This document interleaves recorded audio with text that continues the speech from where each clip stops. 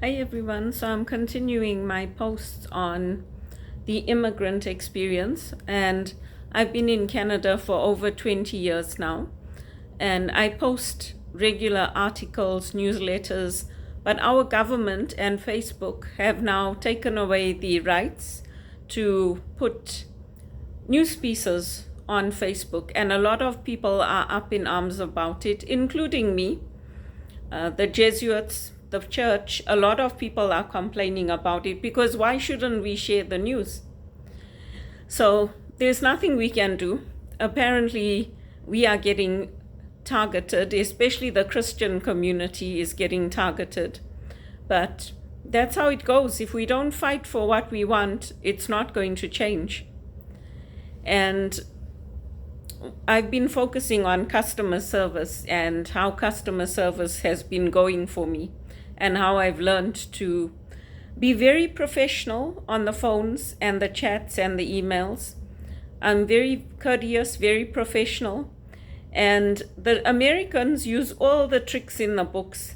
Sometimes they're like, oh, I'm a grandma, you have to be patient with me.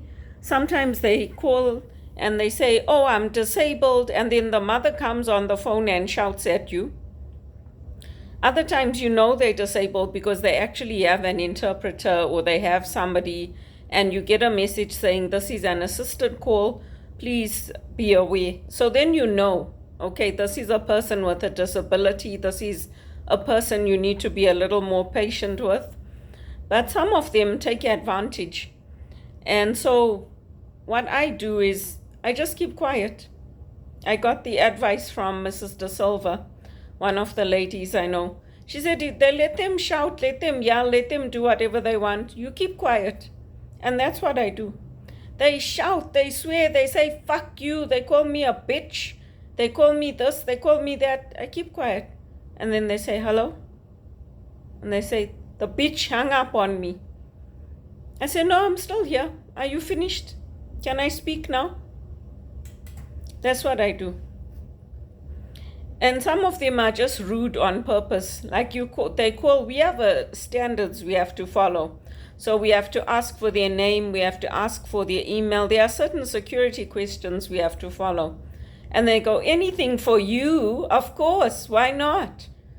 So you're there to help them, you're trying to do a job, you're trying to assist them, and they're giving you grief. And then on top of it, some of them turn around and say, I worked in customer service, so don't tell me. I just keep quiet. I let them say whatever they want. Sometimes I feel like saying, so if you worked in customer service, you should understand and you should be a little gentler and a little nicer to the people that you're dealing with. Instead, you're taking it out on us and you're perpetuating a cycle of violence. You're affecting our mental health. You're affecting our morale. You're demoralizing us. And then after they do all that, they say, oh, honey, I know. Don't take it personally. So it's like, and half the time it's the military. It's these women that have worked in the military families, because they've gone up through the ranks and now their children are in the military or the police or the fire brigade. I just keep quiet. I don't say anything to them. I used to tell them, please don't call me honey and don't call me sweetheart and don't call me all these things. I used to tell them. And now I don't say anything. I think, oh, bugger you. Say whatever you want. I've desensitized myself to it. If you call me honey and you call me sweetheart, do you think I care? I don't. You're nobody to me. And I'm nobody to you. I'm just doing my job. So that's how you live and learn. And I just be very polite, very courteous. I do my job and that's it. Like anybody else, there are days when it gets to me. Sometimes you tell them I have to wrap up the call. And they say, no, you're going to sit on this call for as long as I tell you to. I'm the customer. I can say anything to you. And I'm like, no, you can't say anything to me. They actually check on us. We have to also keep our standards and we have our policies. And they're like, don't you tell me about your policy. Your policy is rubbish. I'm going to phone the company and I'm going to have you removed from your job. So our supervisors support us. They say, tell them to go ahead. Or they say, I'm never going to order from you again. They say, well, sorry, if that's what you feel, if you don't want, we'd hate to lose you as a customer. And we know you like our product, so we'd hate for you to go. But if that's what you feel, we've done everything we can to help you, and you're not accepting the appeasements, you're not accepting the help that you're being given, then we can't do anything else. So that's how I've learned. And that's how sometimes you don't even do anything wrong. They are unhappy with the garment they received, or they're unhappy with the product, and then they give you a bad rating, and then your scores go down. So it's very hard.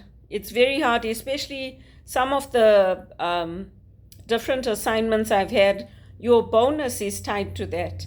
So if you get 2 or 3 people that are rating the company badly, and then your rating goes down on that call or chat, you're not going to make your bonus.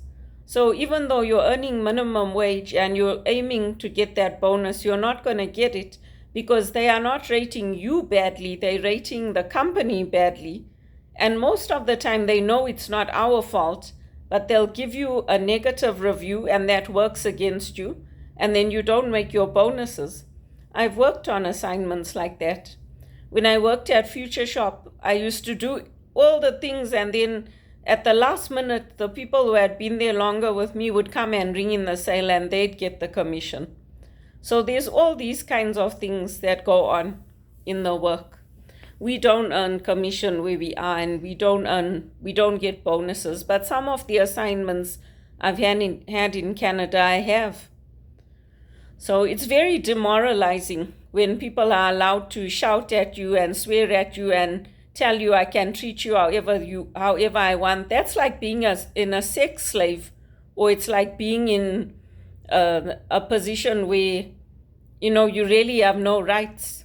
That's really what they're telling you, and it's not right for the client to support them, but they do. They do. Even the language that they use, they tell you, I don't want you to say, let me see what I can do to help. I want you to say, let me see how I can fix that for you. So I was like, okay, let me see how I can fix that for you. Does that make you feel better? Is your day better now that I said the exact words that you wanted to hear? That's how they are.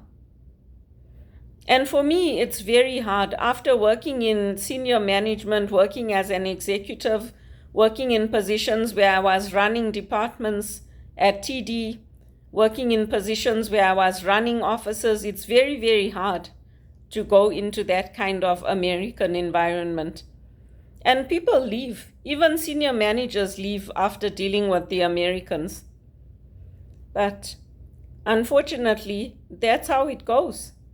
And now with so many layoffs and all that happening, we just have to try our best to control ourselves and not to say anything back. And I worked in construction, so the guys were very nice to us and they were very polite and everything. But like in Zimbabwe, you think I'm going to sit there and take that nonsense and someone telling me, fuck you, I'll say, fuck you back.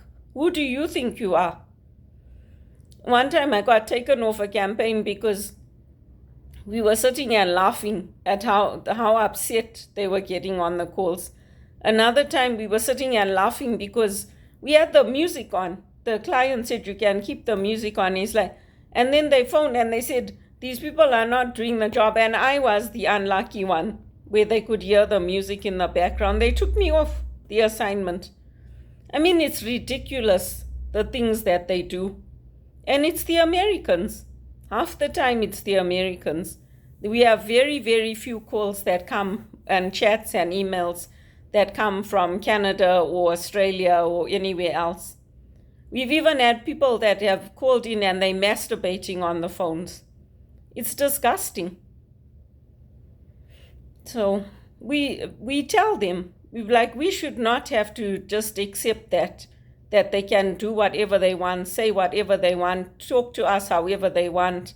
We should not have to accept that. That's the way things are going now.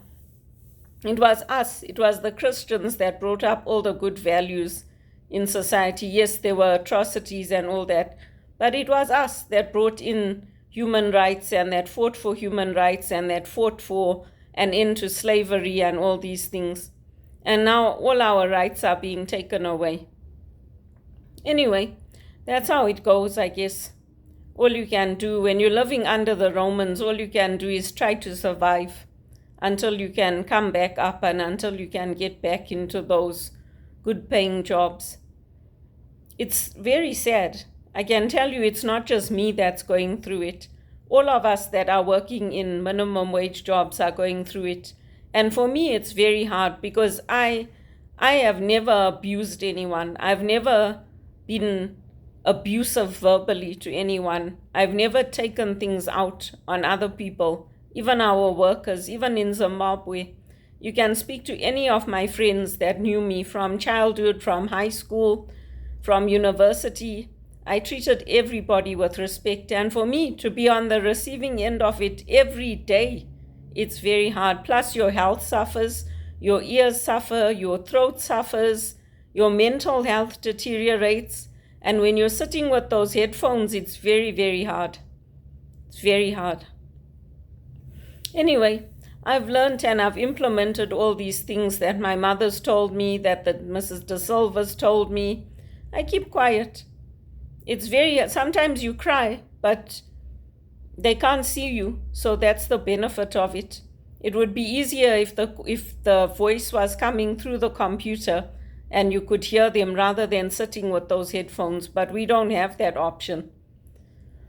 So anyway, let's see how it goes. They've taken away our rights to post on social media. Let's see what's next.